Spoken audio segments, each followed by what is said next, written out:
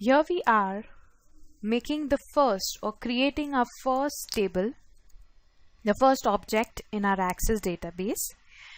What is open in front of you is the XYZ Foods Limited database that we had created before.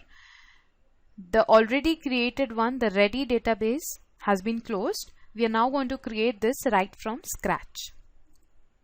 I hope you have your files with you and you are doing this simultaneously with me so that you will be able to understand this very clearly. In this video, we're going to create a table in the layout view using Quick Start. What do I mean by Quick Start is you will, kind of understand it only after this video is complete. You just need to understand this, that there are certain tools in Access which help you do your task very quickly. There are some inbuilt functions which will enable you to do that. So we'll do that. We'll create this table very quickly and easily, and you'll be able to understand the entire layout field of creating this Access 2016 table. We're going to create a table on employees. So what you need to do is, as I told you when we were exploring the ribbons, that whenever you want to create anything, we go to this Create tab. And since we are creating a table, you just need to click on Create Table. If you look on the right over here, there are two fields which are now available, two tabs. One is the Fields tab and one is the Table tab. These are basically contextual table tools which change according to the object you are working on. Since we are working on table, these are the two options that are available to us. But before this, I'll tell you why are we using Quick Start. Now, if you want to create a table, these are basically the fields. The first one is the ID. Okay, this is like the default field. Let's say you want to enter the name. So you can type in name and then type in the name of the employee. Type in the phone number, type in the email, address.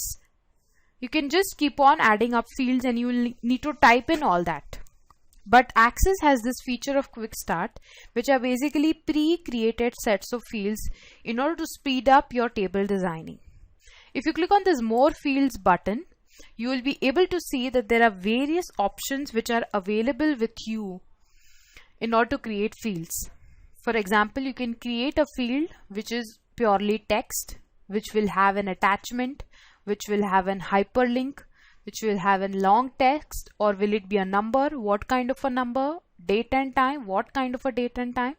So it is so clearly categorized for you that you can manage your fields very effectively using these Quick Start. Okay, let's say you want to put in the name. Okay, so you want to add the first name and the last name. For that, what you need to do is you just need to click inside this field, click to add, and you can click any of these. Okay, so under More Fields, also you have the same option wherein you can select whatever you want. Under More Fields, come to Quick Start and click on Name. As soon as you click on Name, you will find that the last name and the first name is now clearly visible. So these fields have come into picture using Quick Start. Let's now go back to Quick Start and also add in address. For that, you need to keep your cursor right over here so that the field gets added over here. Go to More Fields, Quick Start, Address. As soon as you put in address, you'll be able to see the fields relating to address, such as the city, state, province, zip postal, the country and the region. If you do not want any field, what you need to do is just click, let's say I don't want the zip postal code, or you don't want the state or province. You just need to click on delete and you'll find that that particular field is now easily deleted. Let's say you want to put the phone numbers. You can also click over here. You can right click, and since a phone number will be a short text, you need to create this field and write. Just click on short text and you can type in home phone. Now, why did I say that the telephone number is a text? Even though a phone number is made up of numbers, it has various hyphens and dash in between does not make it a number. Also, we do not add, subtract or multiply phone numbers, right? So hence these phone numbers are considered to be a text and not a number. Okay. If you click on tab on your keyboard, you will automatically move on to the next field, and also it will highlight what next you want. Since I want the cell phone number, again it will be a short text and I'll type in cell phone. I'm using this particular formatting of capitalizing the word without any break because I want the formatting in that way. You can always use some other way as well.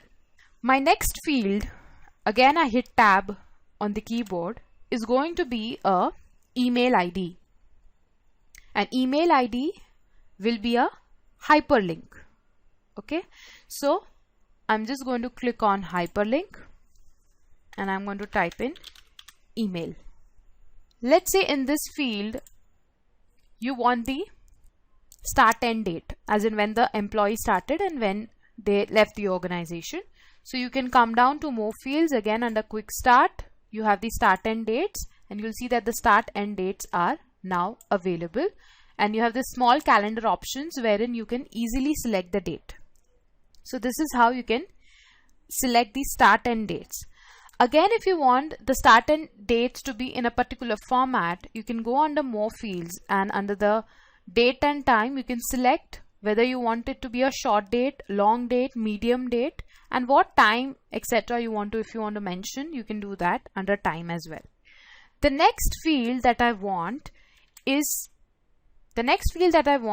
basically a photograph of the employee, which is going to be an attachment. So what I do is just right click and click on attachment, and you'll see this paper clip coming up, which specifies that I am going to put an attachment over here.